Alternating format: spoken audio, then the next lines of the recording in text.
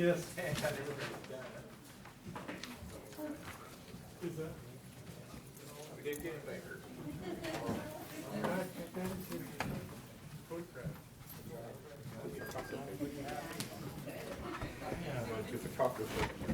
Yeah, photography me, not me.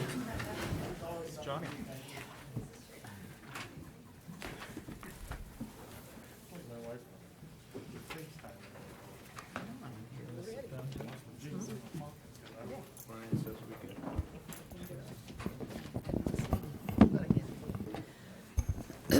I'm going to call the meeting to order. It's 4 o'clock, May 22nd. Have a roll call, please. Mayor Crawford. Here. Commissioner Blanchard. Here. Commissioner Davis. Here. Commissioner Hodges. Here. Commissioner Ryan. Here. If you'll all stand and we'll say the Pledge of Allegiance and have a moment of silence. Pledge allegiance to the flag of the United States of America and to the republic for which it stands, one nation, under God, indivisible, with liberty and justice for all.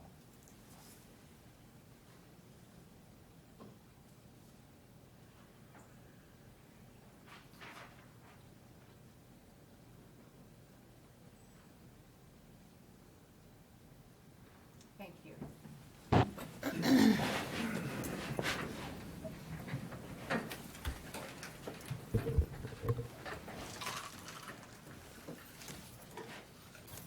Awards and proclamations, 3.1. Item 3.1, the week of May 21st through 27th, 2017 is National Public Works Week in the city of Salina. John Harvey with the Public Works Department will read the proclamation. Mr. Harvey. Proclamation of the City of Salina, Kansas. Whereas public works service provided in our community are an integral part of our citizens' everyday lives, and whereas the support of an understanding and informed citizenry is vital to the efficient operation of public works system and programs such as streets and highways, stormwater and levee system, solid waste collection and disposal operations, municipal fleet maintenance services, water treatment and distribution, wastewater collection and treatment, engineering and inspection, and public facilities. And whereas the health, safety, and comfort of this community greatly depends on these services and facilities each and every day, as well as in times of emergency and community disaster. And whereas the quality and effectiveness of these services and facilities, as well as their planning, design, construction, is vital and dependent upon the efforts and skills of public works officials, and whereas the efficiency of the qualified and dedicated personnel who staff public works departments is materially influenced by the people's attitude and understanding of the importance of the work they perform. Now, therefore, I, K.J. Crawford, Mayor of the City of Salina, do hereby proclaim the week May 21st through May 27th, 2007, National Public Works Week in the City of Salina, and I call upon the citizens and civic organizations to acquaint themselves with the issues involved in providing our public works and to the recognition contributions which public works officials make every day to our health, safety, and comfort of quality of life. Thank you very much. And do you have any special activities going on? Yeah, on Thursday we have a luncheon for all the public works employees to say thanks and recognize their contribution to the community. Right. All right. It's just really important, public works is, and I don't think the citizens out there all realize how much work you all do, but we appreciate what you do. Well, thank you very much, And I have Mayor. a copy of your proclamation for you. Thank you very much.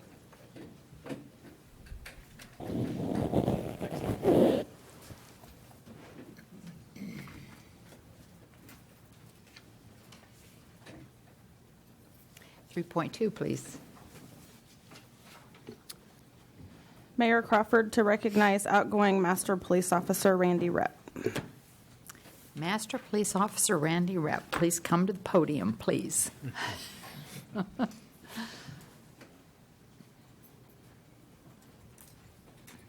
I have a few things to talk about you. Randy Rep joined the Salina Police Department in February 1992, following 9 years of service in the Army. He began working the midnight shift as a patrol officer and later served on the service desk. Randy was transferred to the traffic section where he has remained since the early 2000s. Randy is a traffic collision reconstructionist and in charge of the department's forensic mapping team. Randy has held a wide range of duties, including computer technology specialist. I could use you at home.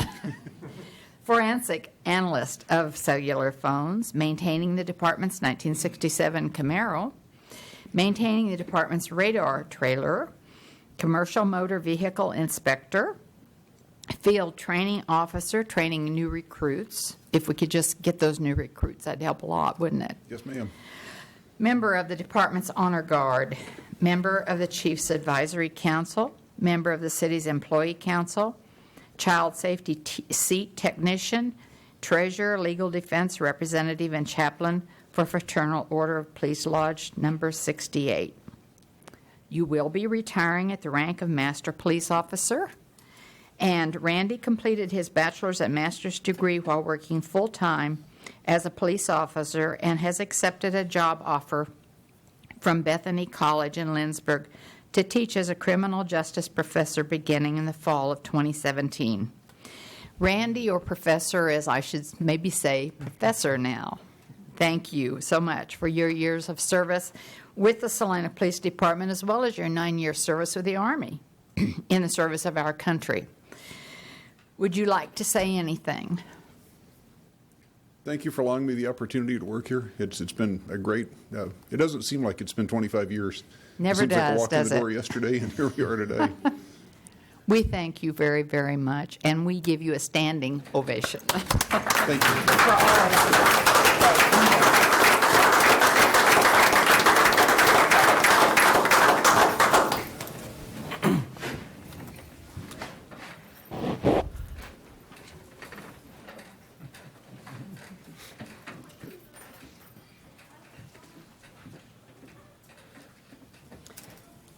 We'll go on to Citizens Forum. Is there anyone here who has anything they would like to tell us, commissioners? And if so, just give us your name and your address, Miss Judy. Judy Larson, 2130 East Crawford.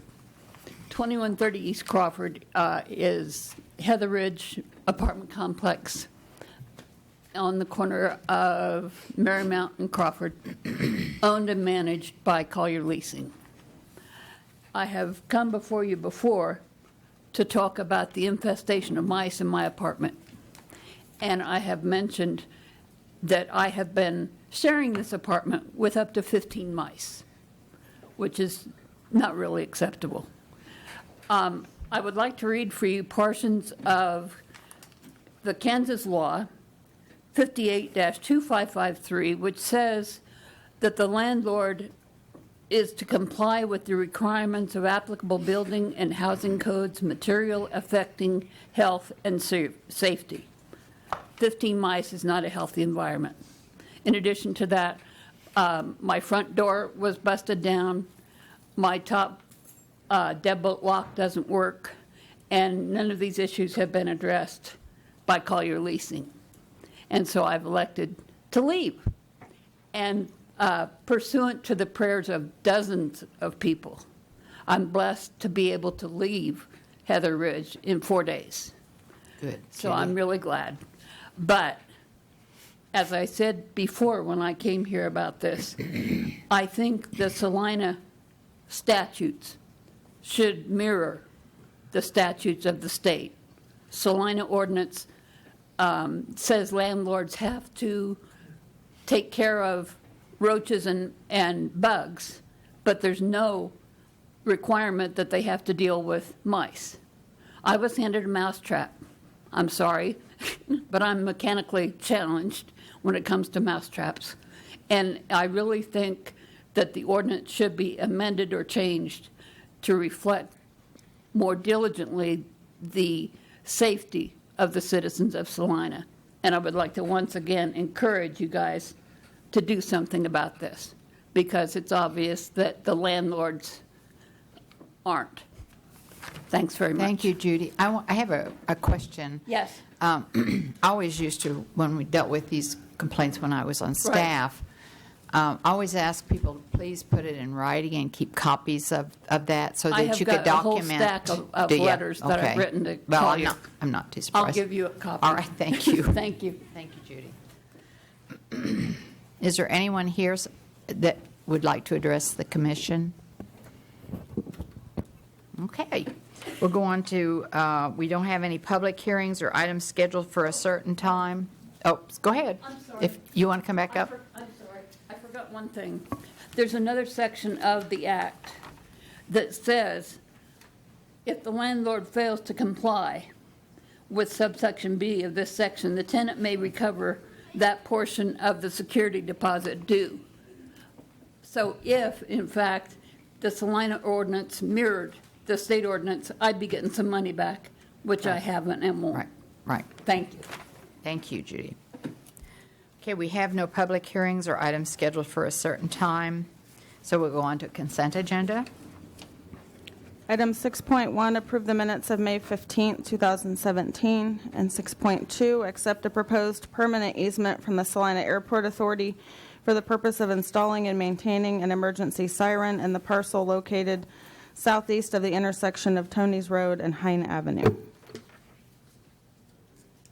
Okay. Is there anything that any commissioner would like to take off the consent agenda? If not, I'll approve a motion or entertain a motion. Madam Mayor, move we approve the consent agenda as presented. Second. Okay, I have a motion and a second to approve the consent agenda as printed. All those in favor say aye. Aye. Opposed, same sign. Okay, go on to administration. Item 7.1, resolution number 17-7456, authorizing the mayor to sign supplemental agreement number 1 for the downtown streetscape improvements agreement with HDR Incorporated, city project number 70012.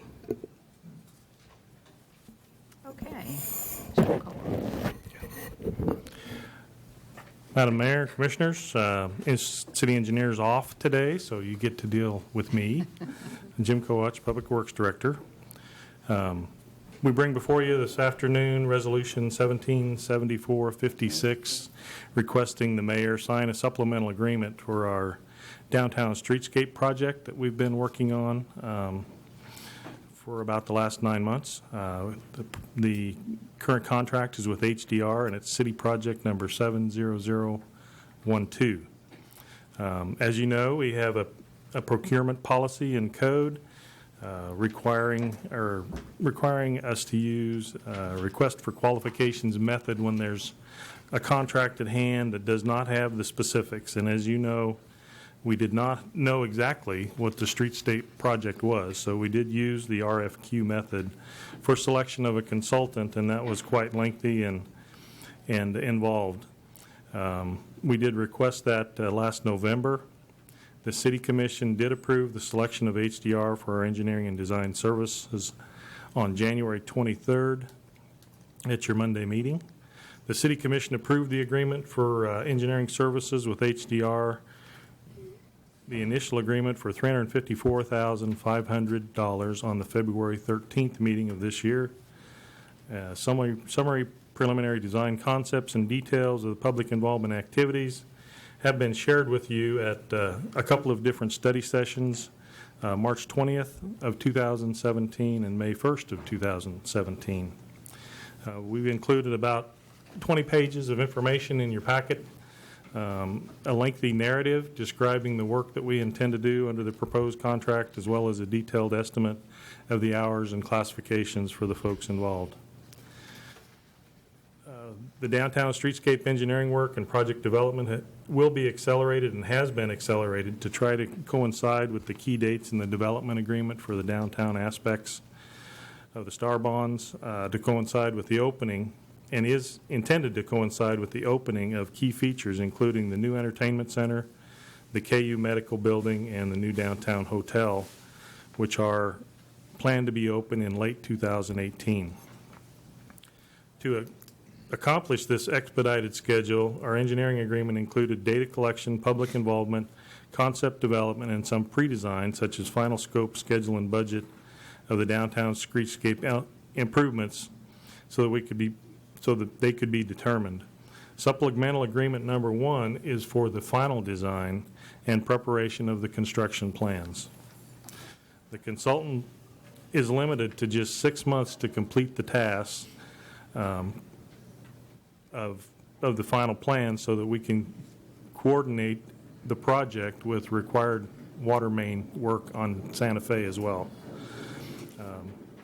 We are going to complete the plans in November and hope to have the project bid by the end of the year.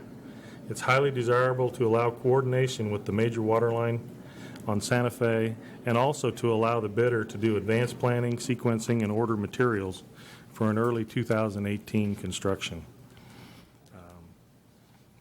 The Downtown Streetscape Improvements Agreement does have development agreement does have specific language on construction phasing and certain elements of the streetscape project that must be completed in 2018 and the following year.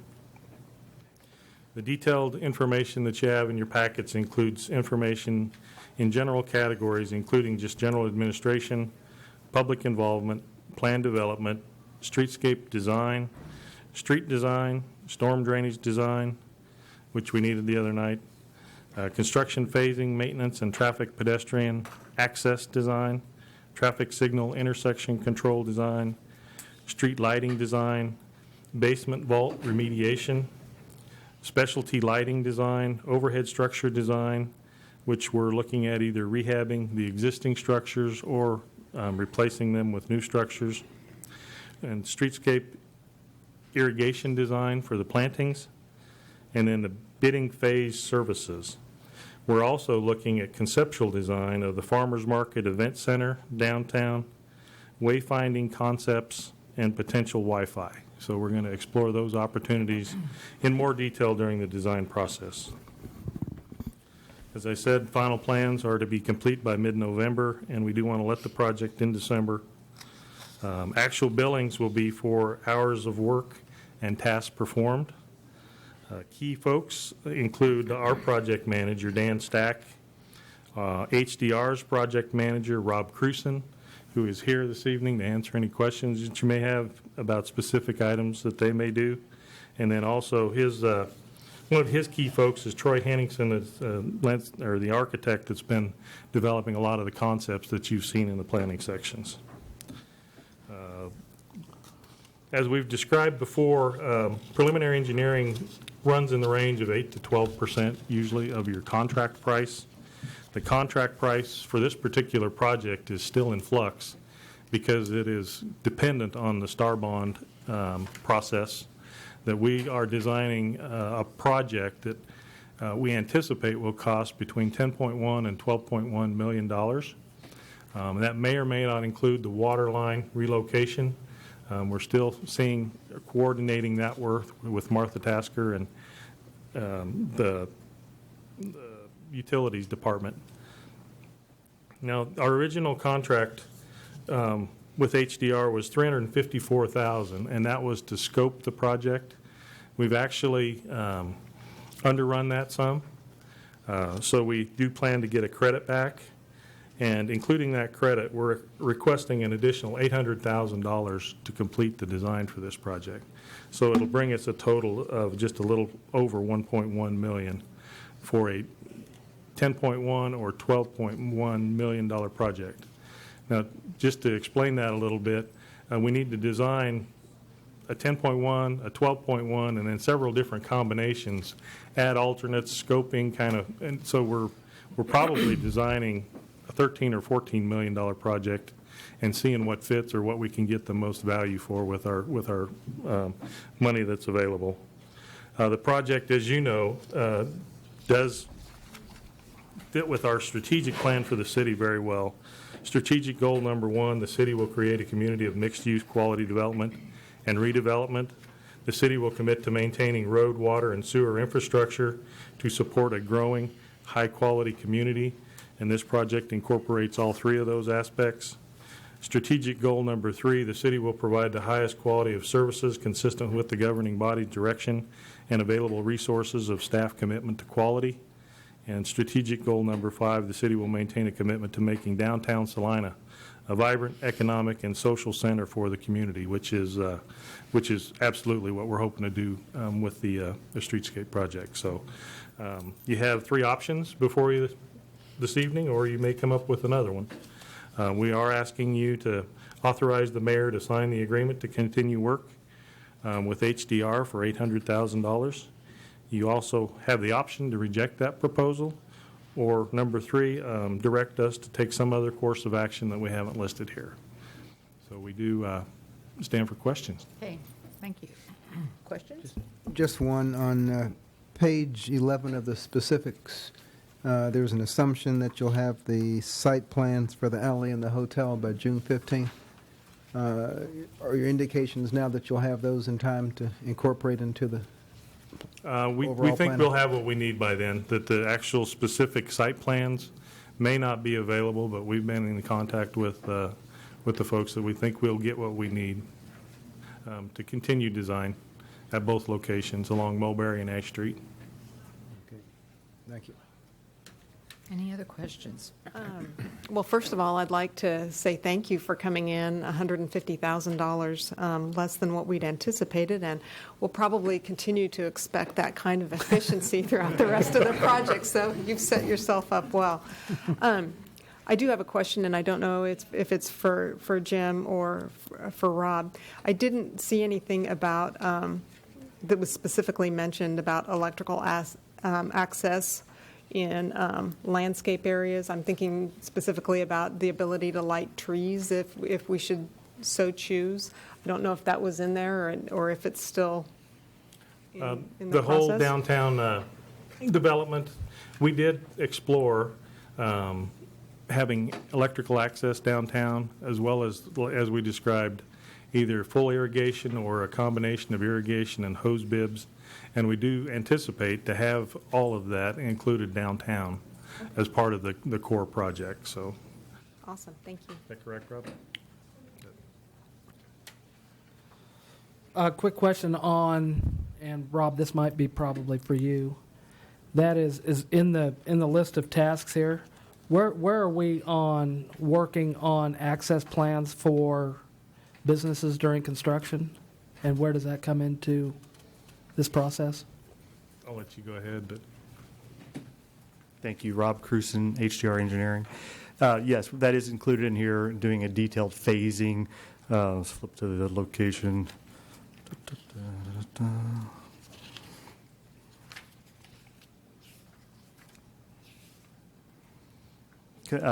Task 7 on page 7 is construction phasing, maintenance of traffic, and pedestrian access design. Okay, super. And we do know that that will be an important part of the project. Okay, right. All right, appreciate that. Question for city manager is timing for the rest of the project and the bonding component of this? Well, it's an interesting question that as we relate to timing, we've got a few timing pieces. Obviously, we have the design as we think about construction in 18. We also have, as we look at our development agreement, the timing of transferee agreements and a supplemental agreement, and work's being done on those. So at this point, we don't have any concerns about those. The timing of the bonding is interesting because ideally you're looking at an open market bond scenario without any sales tax backing. And the closer you are, in essence, to the doors opening of the project, the ideal time to have that is when the doors open on the project. But we've always been working a little bit backwards from that. And believing that we can, and with input from our bond underwriter and our whole financial team, that we could actually issue bonds at a point prior to that. That's not the perfect time, but is still a very reasonable time in which the project is strong enough that private bond buyers would still come out and buy bonds without a sales tax backing. And that timing would be probably about the time you are ready to, pretty close to when you're ready to be under construction, when you have your contracts in place, your insurance, your other assurances in place, those assurances that you would see in the transferees. So that would be the timing of that. I can't say exactly right now when that would occur. And the reason is because you have some core projects and they all have different timelines. But ideally, if it all works out, The private sector projects are intended to time their completion as close as possible to the completion of the first phase of the streetscape. And we're talking about the hotel and the alley primarily, Old Chicago as well, those three pieces. I don't think that we're too concerned about the car museum unless the state of Kansas told us that we needed to accelerate that. And at this point, I don't think that's a big concern. So the hotel, I believe, off my recollection, was about a 14-month plus or minus construction time frame. I think, if I recall right, the alley's probably 8 months, and I believe that the Old Chicago would be a little less than that. So each of those will have different timelines for when they start in order to finish approximately the same time. And so the hotel's got that longer timeline really in construction for the first phase and even our first phase streetscape. So that's something as we get closer to getting that transfer agreement put together, we'll be coordinating with Salina 2020. So the question as that relates to when would we actually issue bonds, I think all that goes to our financial team, to our bond underwriter, because, again, ideally, you would rather not have the sales tax backing if we don't need to. And I think realistically you may have a little bit anyway. I think you may be in a hybrid situation, but that's just me inferring. It's not my expertise. So if all that came to place, we could be issuing bonds or talking about it. Probably sometime next spring is my guess, possibly somewhere in there, or after. If we're letting this out, if we're going to let this out to bid in November. Yeah, we would. We have some options. We'll have to talk about at that time. From a financing perspective, from just a pure financing perspective, we can temp note that. But Right. if for some reason the private sector projects didn't go forward, you're locked up with that contract. Right. So that's something you'd have to think about. I think ideally we would like to be really close to getting all those other pieces in place by that time, if not have them in place. That might be a little bit ahead. I don't know. Those could move fast enough to where we're that close. I think as we get closer to the end of the year, get past summer, get into fall, the picture will be a little clearer on the timeline of all those projects. Well, I know that the intent was to have commitments lined up and in place. Do we expect to have a full commitment from the core projects and of course this is assuming the legislation gets Reauthorized. Yeah, reauthorized. Yeah. Yeah, the commitments would be based in the transfer agreements. We definitely expect to have those commitments in place. And those commitments are in essence, prequels to any obligation to move forward with bond issuance. Okay, because our obligation to put this out to bid and construct it is based on commitments triggered Yeah. from transfer agreements. That's exactly correct. Okay. That once the design is finished, and I believe I have to go back and look at the agreement for sure. Transfer agreements, I believe, on those three pieces are in place that we just mentioned.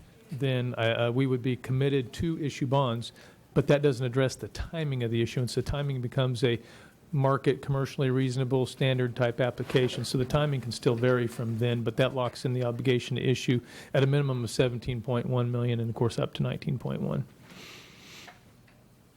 So we do anticipate those obligations from the private sector to be in place at this point. They're working hard. They want to keep moving on those. And so assuming the legislature can figure their situation out and we stay on track with the transfer agreements and supplemental agreement, which we expect to do, we will be able to move the project forward, and then the market factors with those projects will dictate when the bonds would actually be issued.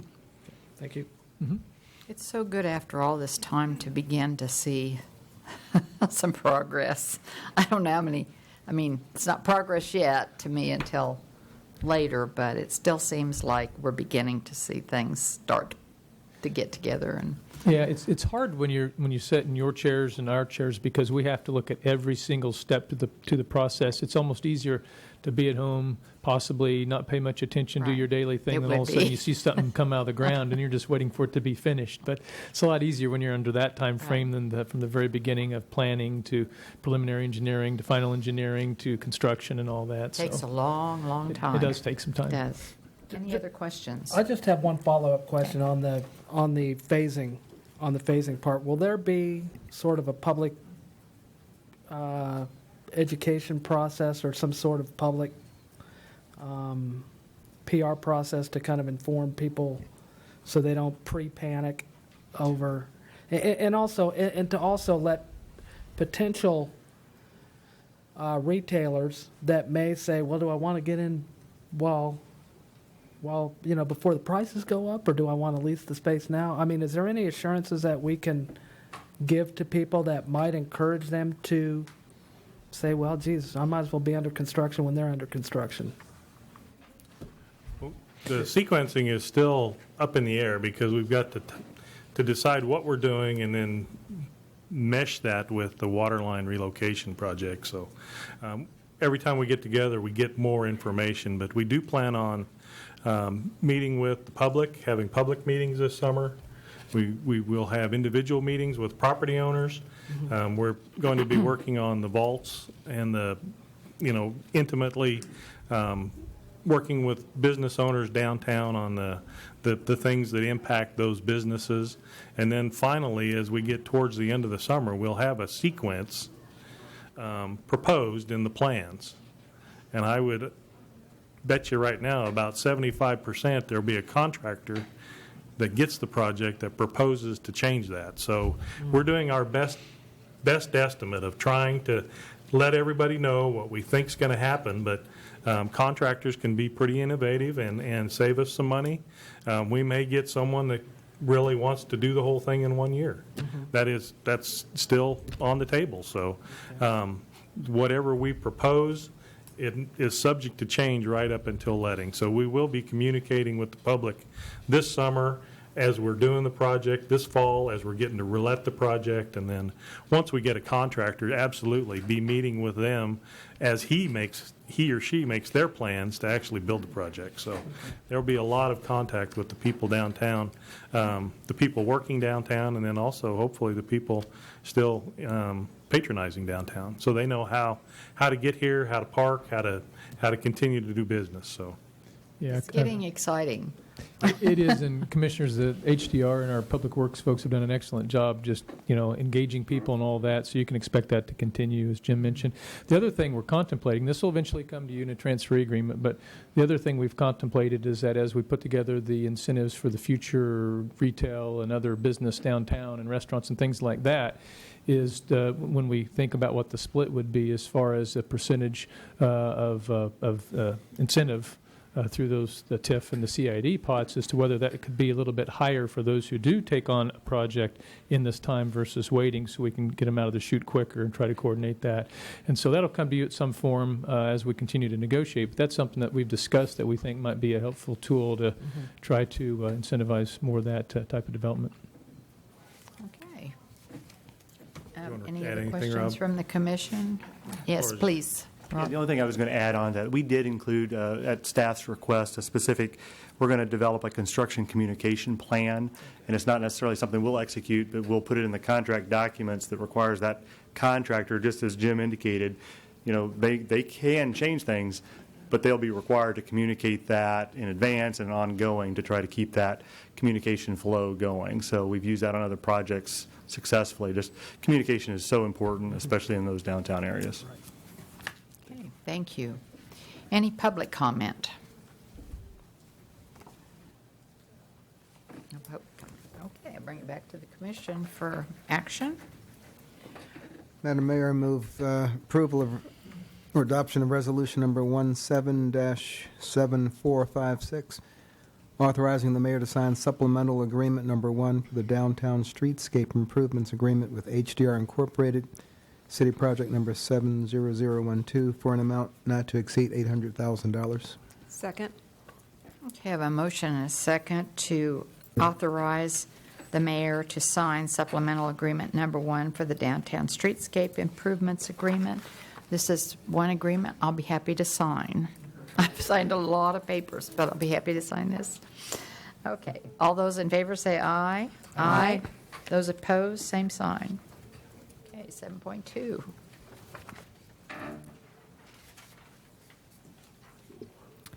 Item 7.2, first reading ordinance number 17-10883, designating certain streets as main traffic ways.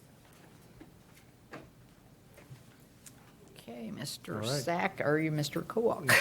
Yep. Yeah, That's Dan's right. still gone, so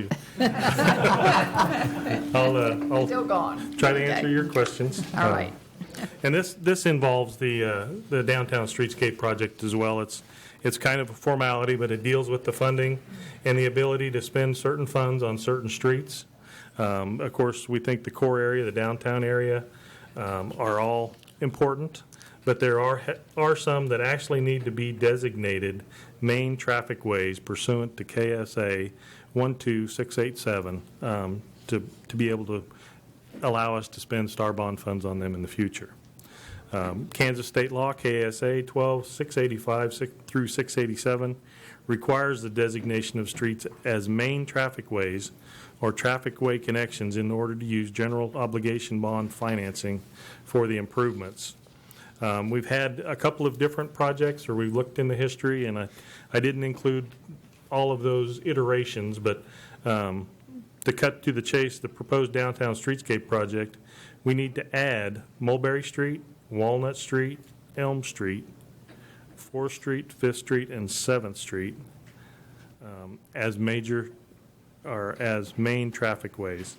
Santa Fe, Ash, and Iron were already incorporated in the city's main traffic way system per a 2002 designation, ordinance number 02-171. The addition of these 5 segments will incorporate the remainder of the downtown area streets such that they can be improved with the proposed project. Designation of the main traffic way allows us to the use of KSA 12689 as authority to issue bonds for improvements and for those roads as well as the related improvements adjacent thereto. These statutes have been previously used downtown to authorize the replacement of street lighting and traffic control systems. So it's not the first time that we've actually had to do this. This paperwork is in conformance with our strategic plan and is required as part of the streetscape project. Particularly goal number 3, the city will provide the highest quality of services consistent with governing body direction, available resources, and staff commitment to quality. So as usual, you have a few options. You can pass ordinance 1710883, designating certain streets as main traffic ways pursuant to KSA 12685 on the first reading, or provide staff and any other options you see fit. And we stand for questions on this item. Okay. Anybody have I'm any assuming questions? Mulberry qualifies because it goes to the Bio Center or the Tony's Pizza Center. I've read the definition of main traffic ways, and the other streets seemed a no-brainer. I was just curious how Mulberry got put in. Well, Mulberry is the end of the project, but it also is the south end associated with the new hotel project. The backside of that is 5th Street from Mulberry clear up to Elm as far as the core area of the project. That 5th Street won't be improved the length of the project, but there will be some work required on 5th Street because of the alley or the entertainment center at one end and the hotel at the other end. Does the change in designation change any warrants for, like, pedestrian safety or anything like that? The one thing that it does change the priority of the snow removal that we do. Okay. So it will, our operations manager's looking at that, and actually we'll be requesting a new map to share with his folks later this year. But that's the one thing, it changes functionally or operationally for our internal operations. That's not a bad thing. No? So, yeah. Especially after this last winter, we didn't have Right. any snow, so maybe we won't have any more. Okay. Who knows? Very good. Any other questions? Public comment? Miss Judy? Judy Larson, 2130 East Crawford. I just have a question. Well, the fact that I think 4th Street abuts a railroad track, will that have any dire results or any kind of complication in the overall plan? No. The railroad that runs down 4th Street right now will continue to remain in place. We are planning to add some pedestrian access, new sidewalks and lighting as part of the project, but the scope is pretty limited right now that we're not going to replace or remove the railroad. Not much you can do with the railroad, don't think. Thank you. Okay. Bring it back to the commission for action. Madam Mayor, I move that we pass ordinance number 17-10883, designating certain streets listed as Mulberry Street, Walnut Street, Elm Street, 4th Street, 5th Street, and 7th Street as main traffic ways pursuant to KSA 12-685 on first reading. I have a motion and a second to approve on first reading ordinance 17-10883. All those in favor say aye. Aye. And opposed, same sign.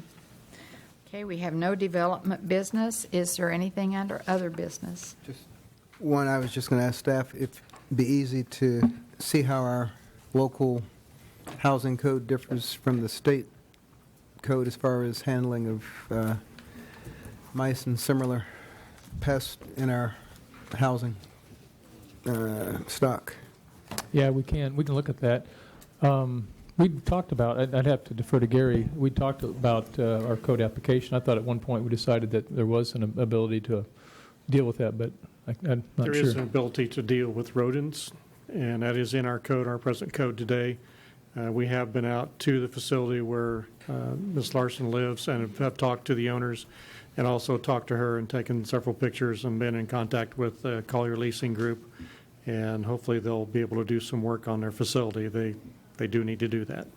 They do, for And sure. I'm sorry, did you say that that our ordinance does provide for rodents? Yes, it does provide Okay. for rodents. I thought it did because infestation, I always sent people out on infestation or sent it to the inspectors, so, well, I don't know, but I thought it did. Well, I think So I was with you, Judy. initially, we didn't think that it did Correct. extend to that, but after, I think, the second review, they found that it did. Yeah. And our inspector has been out to talk to Collier Leasing and the group management team, as well as the maintenance people as well, to talk to them about how they can start to remedy some of the problems. Might need to go again. It's nice to know you guys are a step ahead of us, which is a good place Good to be. place to Thank you. be. We're going to miss hubby.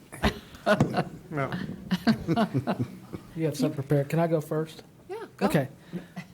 Just in regard to a couple things that happened over the weekend. One, the storm. Appreciate all of Public Works getting out and taking care of a lot of removal that needed to take place, and then any fix-ups incidental to that as well. Also like to thank city staff that was available for the Pedal Power Bike Festival. I know we got an email about a certain apartment building that had some problems, and I really appreciated that staff was able to help find some lodging for some of the folks that were displaced by some of that issue. So I appreciate that we do those things to help, and just wanted to compliment staff on doing a great job.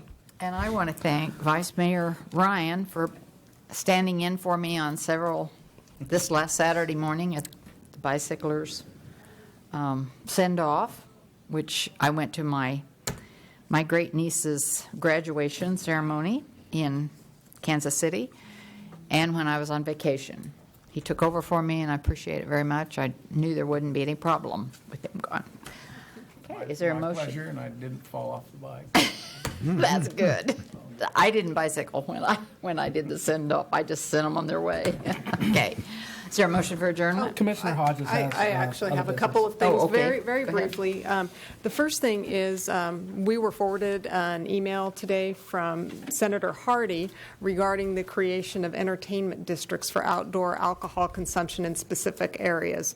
And I was wondering if that's something that, as we are developing the downtown area, if that's something that maybe we could start to incorporate, thinking about whether or not we'd like to include that in our community, and if so, what that exactly would look like. Yeah, I received the same thing and took a quick peek at it. I'm trying to Right. figure out how that's different from the prior changes they made a few years ago. It appears to be more of a permanent district-type action versus a temporary. I think you'd want to think pretty long and hard about moving from inside liquor establishments into sidewalks, not necessarily just even the sidewalks, but public streets and across and some of that. But we'll take a close look at it and try to give you a briefing at some point in the future after we really get a handle on it. Didn't we talk about that, or didn't we pass an ordinance on that? We did. It was special event type yeah, permitting that's where what you I could thought. where you Special could event. have either, I believe, cereal malt beverage or alcoholic liquor. But that's more of a temporary nature where you approve that location for that event. I believe this is really more of establishing an ongoing district situation. That's my understanding, but I had a chance to look at some summary information today, but not the entire bill. And then the final thing is, last week in our in the Citizens Forum, Randall Holm came forward and mentioned that the City Commission contact information is not included on the website. We have a central mailbox that all of our email correspondence is directed to, and I would just ask if my fellow commissioners if they'd have any objection to either listing contact information for each of us on the City of Salina's website, or it could be as simple as the City of Salina website address that we all share now directly forwarding to our personal email so that we don't have a delay in receiving communications from the public when we have staff that are out of town. Because there were a couple of, I don't know if they're time specific, but they were a couple of very topical emails that it would have been nice to reply to last week. So at any rate, I just wanted to raise that and see what your thoughts are, pro or con, but I know that the county and the school board do list contact information to contact individual members directly. I'm fine with it. Yeah, I think that would be a good idea, because I know Holly was gone last week, and there were several things came through all at once, and there might be some things we might want to reply to before the week is over. So Okay. anyway, We it might can be set something to that look up. at. Just one thing you need to She's contemplate. really efficient, though. is So that- that's not a complaint. Yeah, no. One thing that you might want to contemplate is that it's possible then that when a citizen says, hey, I want to talk to a commissioner, they may not want to talk to all five of you, and that's really the difference. We've just kind of gone with the habit from, I don't know, probably ever since there's a web page, to be honest with you. I never really thought much about it. But it's possible that you could lose information that otherwise would go. On the other hand, you might get more. It might be easier. I don't know the outcome of that. But it's from our perspective, it's totally whatever you'd like to do, and we can probably pretty quickly set that up. I'd like to have that. This is a question for Greg.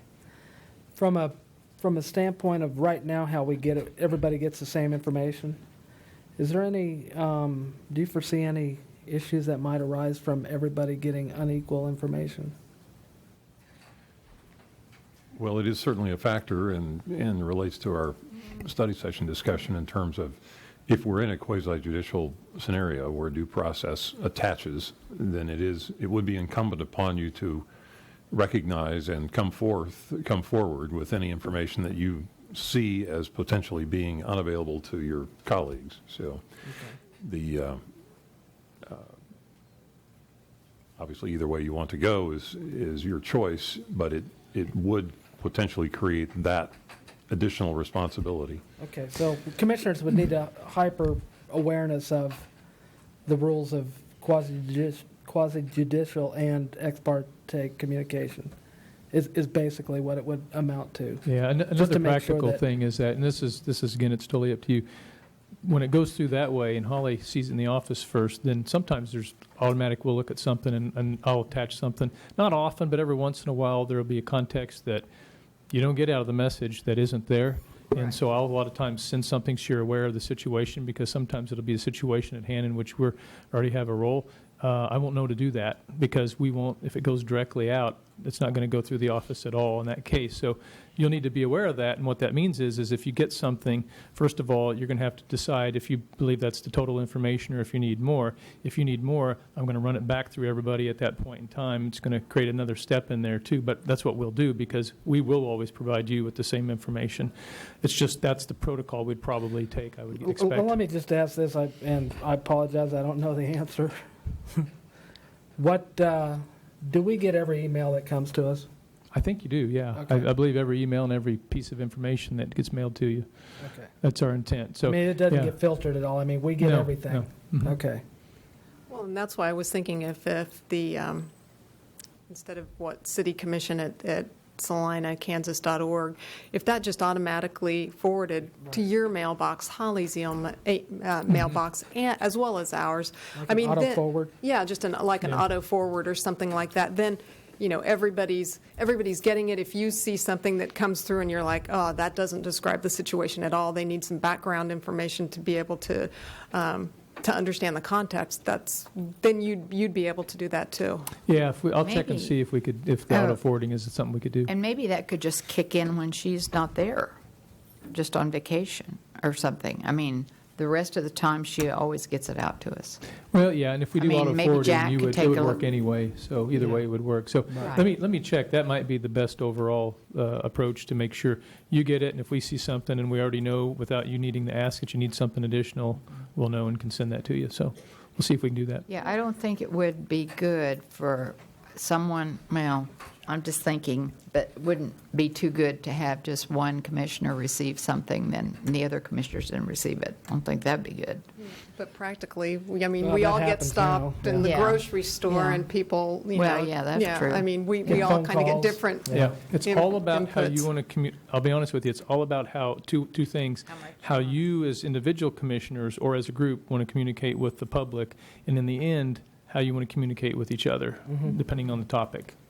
So those are really the issues. And like I said, we can try to adapt. We'll check on the technology piece, but we can try to adapt to your flavor on it. And we have to be careful about communicating with each other, so. You have to be real careful because if you get an individual gets one of those comments and talks to two others about it, you've just created a Right. meeting. So absolutely, Exactly. Yeah. And affected a vote, possibly. yeah, maybe. Possibly. Okay. Is there any motion for dismissal? Motion to adjourn. Okay. All those in favor say aye. We're adjourned.